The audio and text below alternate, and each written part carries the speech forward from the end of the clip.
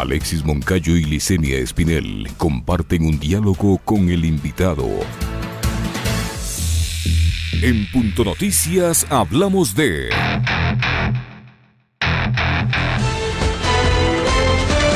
Con 131 legisladores presentes y a las 10:32 del martes 24 de noviembre, el Pleno de la Asamblea Nacional instaló la sesión telemática 687 para dar inicio al juicio político en contra de la ministra de Gobierno, María Paula Romo, quien enfrentó 2 acusaciones relacionadas al uso de bombas lacrimógenas caducadas en el paro nacional de octubre de 2019.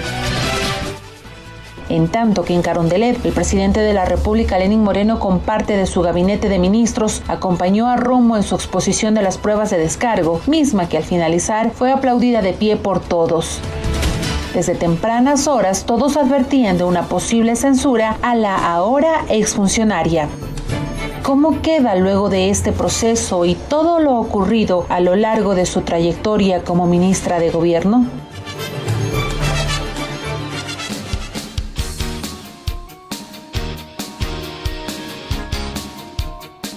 7 de la mañana con 42 minutos, 7 con 42 minutos. Saludamos entonces al doctor David Chávez, sociólogo y docente universitario, analista político. ¿Cómo está, doctor Chávez? Buenos días. Bienvenido a Punto Noticias a través de Pichincha Universal. Le acompañamos a Alexis Moncayo y quien le habla, Licenia Espinel. ¿Cómo queda el gobierno nacional, el presidente Lenín Moreno, tras la destitución de su mano derecha, de la considerada como mujer fuerte del régimen, quien aparentemente gobernaba detrás del presidente de la República? ¿Cómo le va a afectar, qué poder o qué campo de gobernabilidad le va a quedar ahora tras haber nombrado al sucesor de María Paula Romo? Buenos días, bienvenido. Buenos días, Licenia, Alexis, un gusto como siempre estar en Pichincha Universal con ustedes. Debo decir de entrada que coincido con lo que han dicho ambos. Yo también soy de los sorprendidos frente a la decisión de la Asamblea Nacional. Digamos, era muy pesimista respecto de que sea sancionada, precisamente por lo que has dicho, Licenia. Ella ha sido una pieza central en el manejo del gobierno. Yo creo que efectivamente, de facto, ha sido, para usar sus palabras, para los fines prácticos, ha sido casi la presidenta de la República, ¿no? Sobre todo en el último año, sobre todo a partir de octubre. Indudablemente es un golpe para el gobierno, es un golpe que le va a costar, creo yo, al gobierno en cuanto a la posibilidad de recomponer las fichas al interior para poder conseguir un operador político o una operadora política que funcione como lo venía haciendo María Paula Romo. No veo difícil uno de los cuadros ahí un poco más a la mano que uno podría decir que quizá ocupe ese lugar es Juan Sebastián Roldán, pero su nivel de desgaste, su nivel de rechazo quizá no le permita.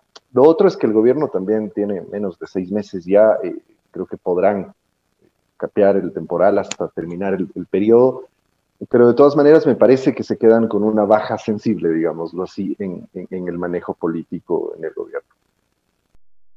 Doctor Chávez, buenos días, un gusto saludarle como siempre. Ayer conversaba con un colega y amigo y él me decía, esta puede ser vista también como una oportunidad, porque María Paula Romo, en su rol de ministra de Gobierno y a partir de la fusión del Ministerio del Interior que manejaba la seguridad con la Secretaría de la Política, que manejaba justamente esa gestión, el relacionamiento con la Asamblea, con los gobiernos locales, con territorio y demás, tenía 2 funciones específicas. Por un lado, la seguridad, en la que vemos que le ha ido fatal porque estamos, digamos, a manos de la delincuencia, entonces ya perdió el año en seguridad. Y lo otro es, ella era el enlace con lo político. Y en esas funciones me parece que ella ya sufrió un desgaste que era irreparable.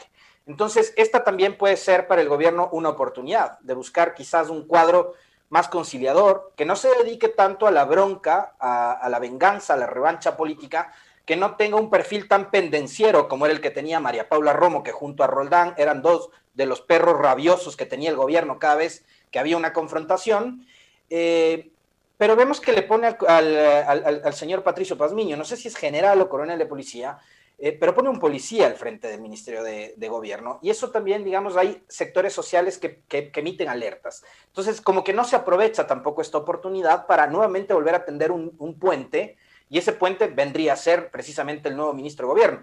Yo no sé qué perfil político pueda tener Patricio Pazmiño para hacer precisamente ese puente y ese enlace con la Asamblea.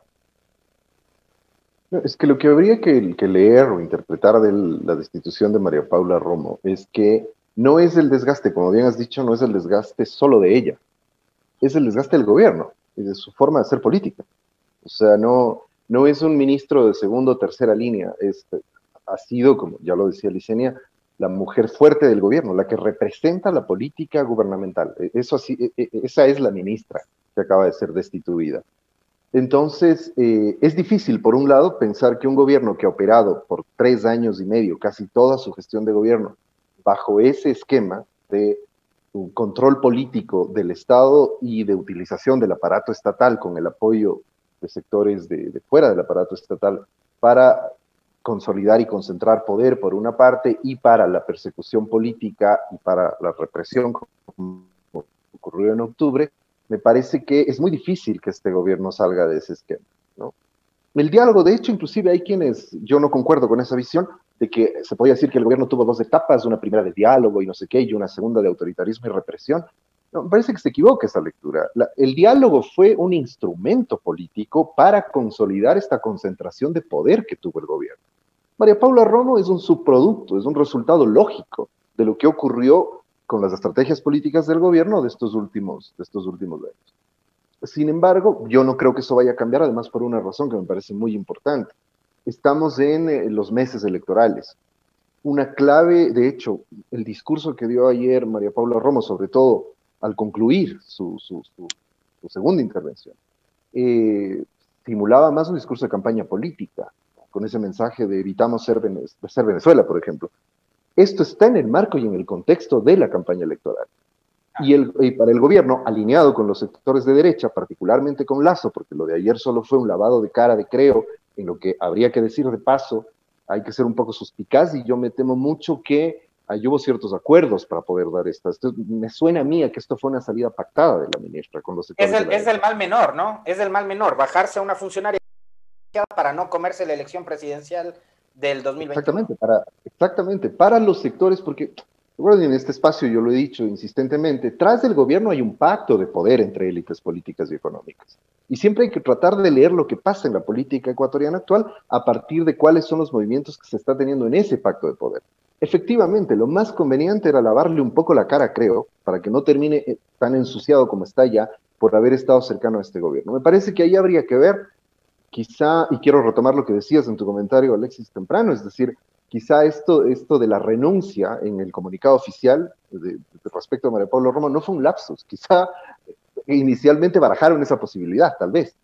En fin, digo, más allá de eso, me parece que hay que pensar en la hipótesis de que esto puede haber sido una salida pactada, pero quiero decir que, cerrando la idea inicial, en el contexto electoral, para el gobierno, que está anclado con los intereses de esas élites políticas y empresariales, es difícil entrar en una política de conciliación, diálogo, de bajar esta lógica tan dura que ha tenido el gobierno, representado sobre todo por Romo, sino que van a tener que radicalizar la política de campaña sucia, de odio, de estigmatización del correísmo, que es su enemigo político principal, y ahí van a necesitar un perfil similar. No sé quién pueda ser. Evidentemente, el policía al que han puesto, que además es, te voy a decir de paso también, es un retroceso, pero increíble en la política del Ecuador. O sea, por principio, el Ministerio de Gobierno y del Interior es el control civil sobre la fuerza policial. Tener a un policía, es decir, no hemos tenido policía en toda la etapa democrática, hasta donde yo recuerdo, no hemos tenido a un policía al frente del Ministerio de Gobierno. O si eso ha ocurrido, ha sido absolutamente excepcional. Es un retroceso enorme. Pero evidentemente ese nuevo ministro no es el reemplazo político de María Paula Romo, es el reemplazo formal al interior del Ministerio de Gobierno, además para congraciarse con esto de que hay que congraciarse con la policía y blindar la relación que tienen con la policía, pero no más que eso. Seguramente estas funciones de operación política, de gestión política, pasarán a algún otro funcionario en algún otro nivel que tenga esta capacidad de sustituir a Moreno, que es lo que hizo más o menos María Paula Romo. Recuerden que ella hablaba de todo, ¿no? Hablaba de salud, hablaba de la pandemia, hablaba de todo. Era por estas funciones que había asumido. Ayer me parecía un tanto fuera de lugar cuando decía en algún momento en su intervención que sobre el reparto de los hospitales tendrían que llamarle a la ministra de Salud y no a ella. O sea, cuando todo el mundo sabe que ella es la que tenía el contacto con los legisladores.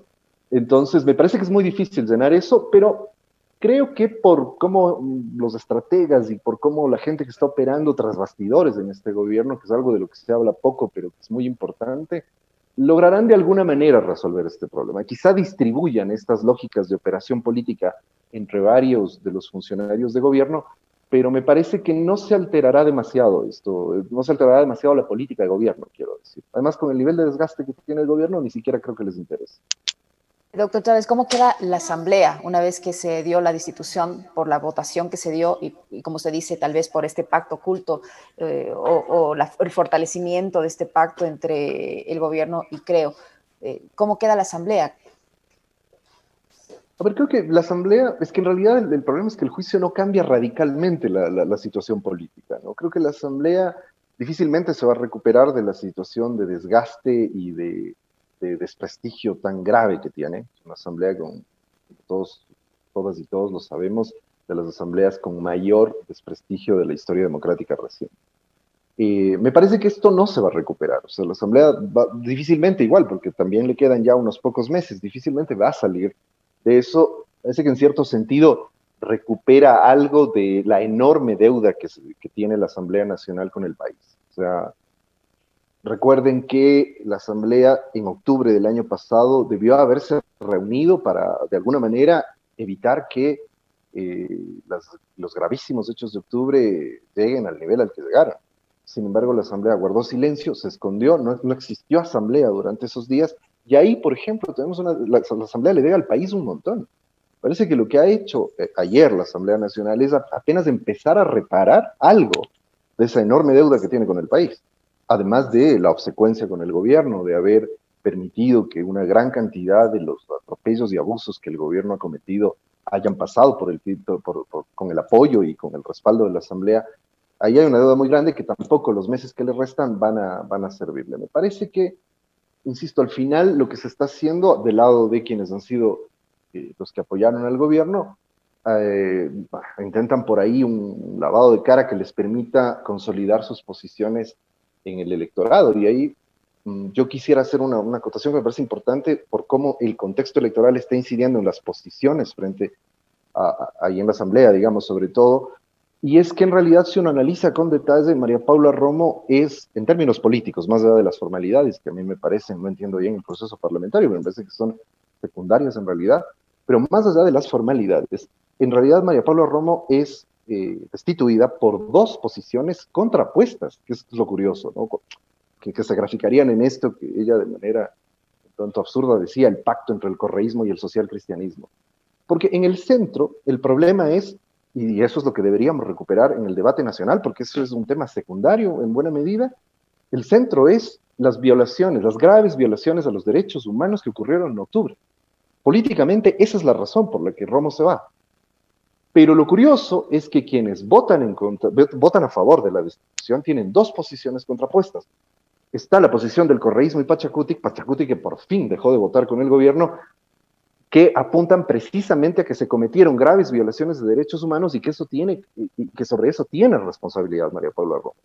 Pero está el otro sector, como el social cristianismo, recuerden sobre todo la intervención de César Ron ayer, de que lo que le faltó a Romo es mano dura con la represión, de que fue blanda en la represión. Entonces hay que estar muy advertidos de que ahí hay posiciones contrapuestas que están muy ancladas en las posiciones electorales que están teniendo estas agrupaciones políticas en el debate nacional. Pero me parece que, porque creo yo que como sociedad, más allá de nuestras posiciones, tendríamos que pedir que los candidatos precisamente se pronuncien sobre lo que ha ocurrido lo que ocurrió en octubre y la impunidad de octubre. Esto abre una pequeñísima puerta, porque creo que aquí no ha cambiado mayormente la estructura de poder que ha venido operando en el país, pero abre una pequeñísima posibilidad de que esto después siga los canales que debería seguir, que son los de la investigación judicial, y que se señalen a los responsables y que los responsables afronten lo que tengan que afrontar jurídicamente.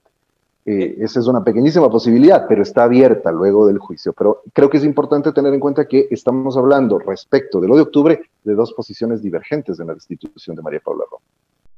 Tomando en cuenta de que este juicio también se desarrolló en un panorama y en un ambiente totalmente influenciado por lo preelectoral y por las presidenciales y legislativas que vamos a vivir en febrero del 2021, yo sí quiero trasladarle a usted una inquietud que la leí ayer en Twitter de uno además de los más leales defensores en las redes sociales de la ministra Romo, que es Ramiro García, y él decía, ¿quién gana y quién pierde con esta censura? Políticamente, ¿quién gana y quién pierde con lo sucedido el día de ayer? A ver, no sé, bueno, la lectura que seguramente tiene el abogado García y algunos de esos sectores será que el que gana es el correísmo, digamos, y quien pierde es la democracia o algo parecido. ¿Quién se beneficia del correísmo? Correísmo, como siempre. O sea, además porque, claro, esos sectores están construyendo y han construido esta posición tan maniquea de que quienes están con Romo son los que defienden la democracia y quienes están en contra o quienes estamos en contra somos los violentos, golpistas y no sé qué. Parece que en ese relato es tan elemental que difícilmente ayuda a explicar algo.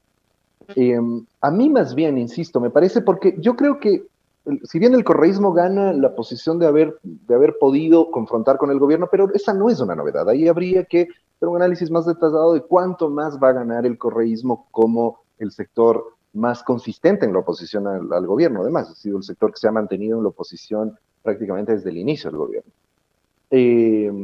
Otros sectores minoritarios no creo que ganen mayor cosa. Además, si uno tiene en cuenta que en el panorama electoral las fuerzas que parece captar la mayor parte de la votación son el correísmo y la alianza Creo Social Cristiano, más bien habría que centrar la atención en qué ganan o qué pierden los social cristianos y Creo.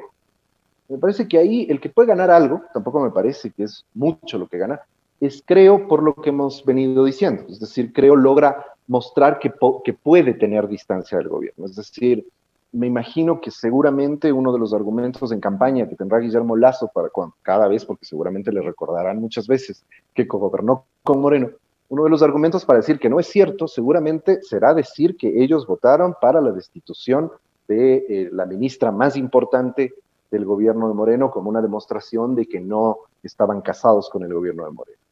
Me parece que ahí el sector que gana es, insisto, más allá de esas lecturas un poco rocambolescas de que todo lo malo que ocurre en el país es culpa del correísmo. Me parece que quien gana más es Creo, en realidad, más allá de todo. No quiero decir que el correísmo no gane también ciertas posiciones, precisamente por haber sido interpelantes. Creo que más allá de si gana o no electoralmente, me parece que de todas maneras es importante que el correísmo se haya convertido en la Asamblea en la voz de defensa de los derechos humanos, o sea, que es una cuestión absolutamente básica en lo desgastado que está el debate político nacional. Pero me parece que no es que eso le suma muchísimo en términos electorales.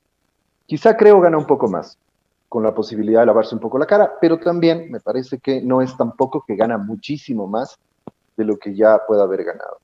Y estaría el otro sector, que son los socialcristianos, en donde también ha habido consistencia. Creo que el problema que tienen Lasso y el movimiento Creo es que su posición política respecto del gobierno, a pesar de haber votado ayer por la destitución de Romo, sigue siendo en el balance final absolutamente inconsistente, es decir, posiciones de no estamos cogobernando, pero permanentes votaciones con el gobierno, ayer salir un poco más llevados por las circunstancias que por una posición más firme. Hasta la noche anterior no tenían todavía una definición, por ejemplo, e inclusive con algunos de sus asambleístas absteniéndose, algunos de sus asambleístas importantes, como Carrión, que hay que recordar que además es un ex policía, y Callejas, que ha sido una de las voces más relevantes de Creo en la asamblea. Entonces, me parece que, de todas maneras, si bien puede ser que Creo gane algo, no tampoco me parece que eso es sustancial en lo que le va a significar electoral.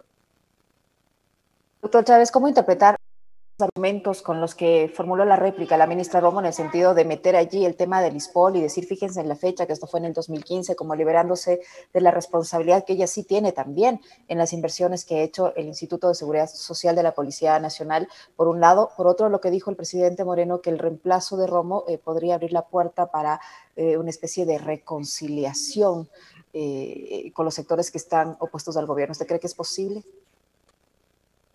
A ver, sobre lo primero me parece que, o sea, cuando yo digo que Romo es algo así como la encarnación, la personificación de lo que ha sido este gobierno, una de las razones por las que uno podría sostener eso es precisamente por esta capacidad para ir abriendo y creando cajas chinas permanentemente, ¿no? Es decir, hay un problema y entonces yo me invento otro o saco otro para desviar la atención del problema inicial.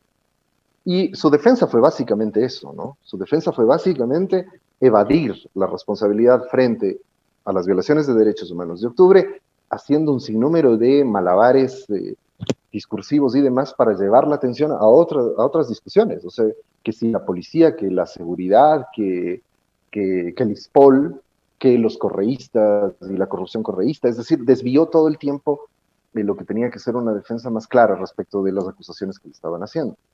Entonces me parece que fue un ejemplo de lo mismo. Lo del ISPOL me parece que es otro tema, es un tema complejo que yo no termino de entender muy bien qué mismo es lo que ocurrió ahí. Lo único que puedo sacar en limpio es que a mí me deja muy preocupado que la policía esté jugando a comprar bonos de la deuda externa en la bolsa y haciendo la ruleta rusa de ese tipo de inversiones, pero eso tendrá que ser investigado. Sí, tendrá que ser investigado en otras instancias y me parece que de lo que puedo entender sí ha habido también un juego en el mismo sentido, de ir evadiendo, de ir haciendo ciertas piruetas para evadir las responsabilidades y tratar de usar también un recurso bastante manido ya de este gobierno, que es inculpar al gobierno anterior de lo que presumiblemente son responsabilidades del gobierno actual. Me parece que hay mucho de eso en lo del ISPOL.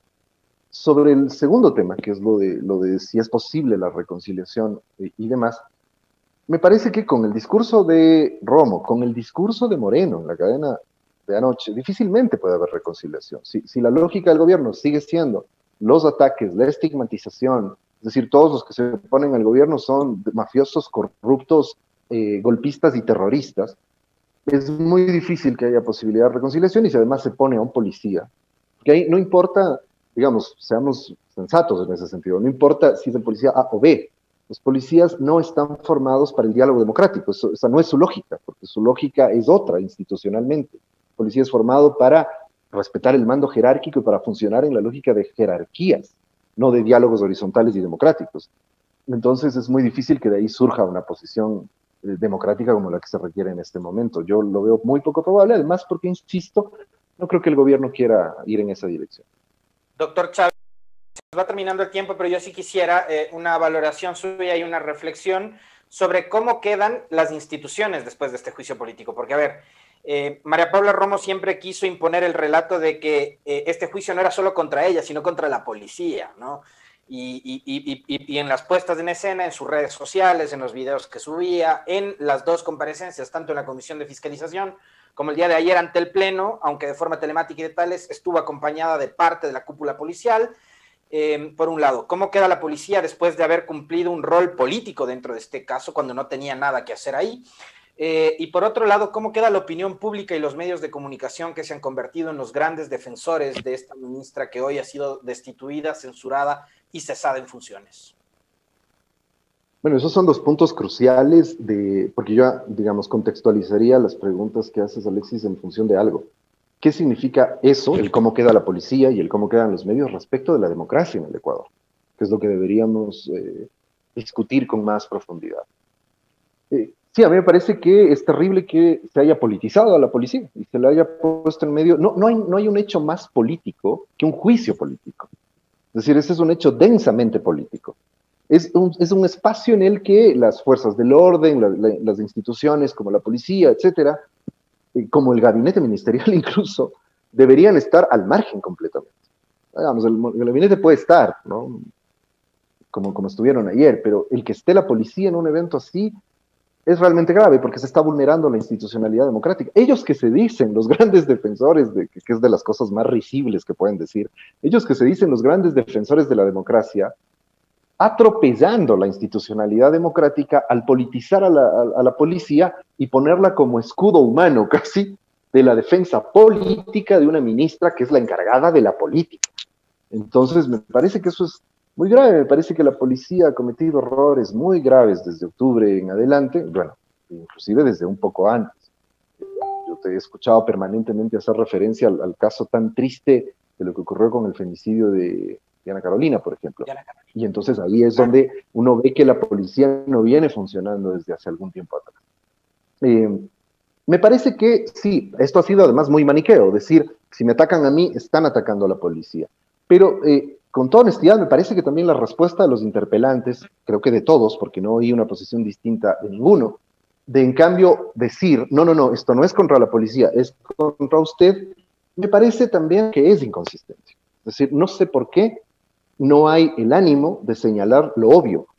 Si en octubre se cometieron violaciones a los derechos humanos, eso es responsabilidad política de la ministra, pero también hay responsabilidad de la policía, Alex, y eso es algo que se debe tener muy en cuenta.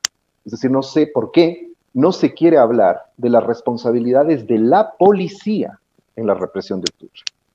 Eso no quiere decir que es toda la institución, etcétera, pero la policía tiene responsabilidades en lo que ocurrió en octubre. La represión fue sistemática. Aquí no puede aplicar la lógica de obediencia debida. Porque si estuviésemos hablando de 1, 2, 3 casos aislados que pueden pasar en una protesta tan grande, etcétera, algún policía se pone nervioso y dispara sin mayor precaución y hiere a alguien o mata a alguien, eso puede ocurrir si es que es casual, pero lo que vimos en octubre fue una lógica sistemática de agresión y represión a la población. Basta mirar la infinidad de videos que circularon en aquellos días para saber que ahí no se estaba atacando a vándalos, a terroristas, a guerrilleros urbanos y no sé qué otras tonterías que se han dicho, sino que se estaba atacando a población civil pacífica, indefensa, que la policía sencillamente llegaba y los atacaba, los agredía, los golpeaba. Entonces me parece que ahí hay responsabilidades y creo que como sociedad cometemos un gravísimo error al tratar de blindar las responsabilidades que la policía también tiene. Es decir, yo sé que eso es muy delicado y creo que los candidatos ni se meterán con el tema, pero como sociedad deberíamos tratar de presionar que acá hay que empezar a hablar de la necesidad de una reforma de la policía. Es decir, lo que ha ocurrido lo que ocurrió sobre todo en octubre, pero lo que ha ocurrido con esta politización de la policía nos habla de que ese no es el rol que debe tener la policía, de que la institucionalidad de la policía no viene funcionando bien, y de que es necesario abrir un debate sobre esto por lo que eso significa en términos de la institucionalidad democrática. Lo de octubre no puede volver a repetirse, porque nadie está diciendo que no salgan a controlar el orden público. Lo que se les está diciendo es que no salgan a reprimir. No se puede justificar la represión bajo la lógica de que hubo alteración del orden público o disturbios en aquellos días que tendrían que ser sancionados, que es muy difícil de sancionar en protestas de la magnitud de lo de octubre. Pero me parece que ahí hay un problema de fondo, insisto, más allá de los políticos y demás. Como sociedad tenemos que discutir democráticamente qué significó el papel de la policía en octubre, y además tenemos lo del ISPOL, que también es como igual, eso es culpa de los políticos, pero no de los policías que estaban manejando directamente sus fondos de seguridad social, y que saltaron cuando se les decía que había que unificar los fondos de seguridad social con todo el resto de la población, que sería lo más lógico. Entonces me parece que ahí hay un sinnúmero de temas que obligan a confrontar el hecho de que hay que discutir y debatir qué pasa con la policía y su respeto a los derechos humanos. Queremos agradecer, sin duda, muy importante lo que nos ha dicho, sobre todo en esta última parte, el doctor David Chávez, y docente universitario, analista político. Muchísimas gracias, David. A ustedes, muy gentil, David. doctor. Un gusto, como siempre.